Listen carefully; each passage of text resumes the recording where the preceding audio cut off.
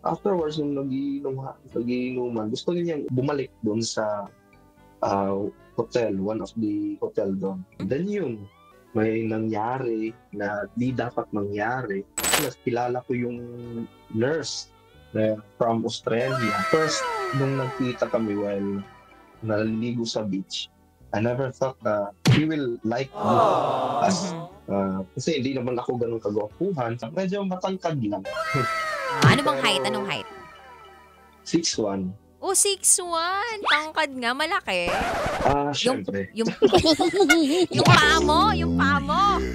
That's yung height ko. So, I just invited her for dinner there. And then, afterwards, nung nagiinuman, gusto niyang bumalik doon sa hotel, one of the hotel doon. Then yun, may nangyari na di dapat mangyari. Wait lang, gusto ko malaman kung kanino kayo nagstay, saan kayo nagpunta, sa'yo o sa kanya? Sa kanya, yung sa room niya. Sa kanya. So, paano nagkayayaan na wakit muna tayo dito? Hinatid mo ba bilang gentleman ka?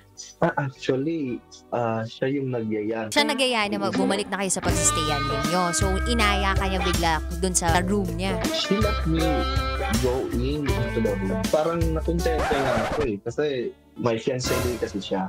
May fiancé siya? We are still communicating right now. May fiancé siya. She's really beautiful. And then yung fiancé niya is hindi Pinoy, Australian. After the experience, sabi niya, yung mga Australian daw, oo, medyo malaki talaga daw yun. Pero pag Pinoy daw, in terms of performance daw, medyo matagal. Pumunta kayo ng room para mag-case study?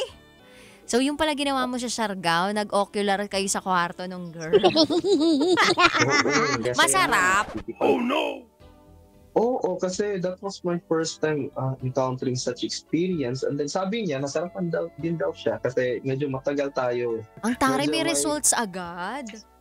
Oo, tumatawa pa siya ngayon. Kumbaga may hypothesis pa lang kayo doon, tapos may objectives pa lang, tapos biglang may output na, may results na. Kailangan pa bang i-memorize yan?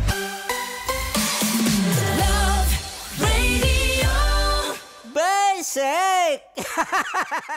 Wow! Enjoy na enjoy sa mga videos namin. Nako, marami pa niyan dito, kabisyo. Kaya para mas feel good ka, i-like mo na ang video na to. At mag-subscribe na sa aming YouTube channel! Don't forget to click the notification bell para lagi kang updated sa amin.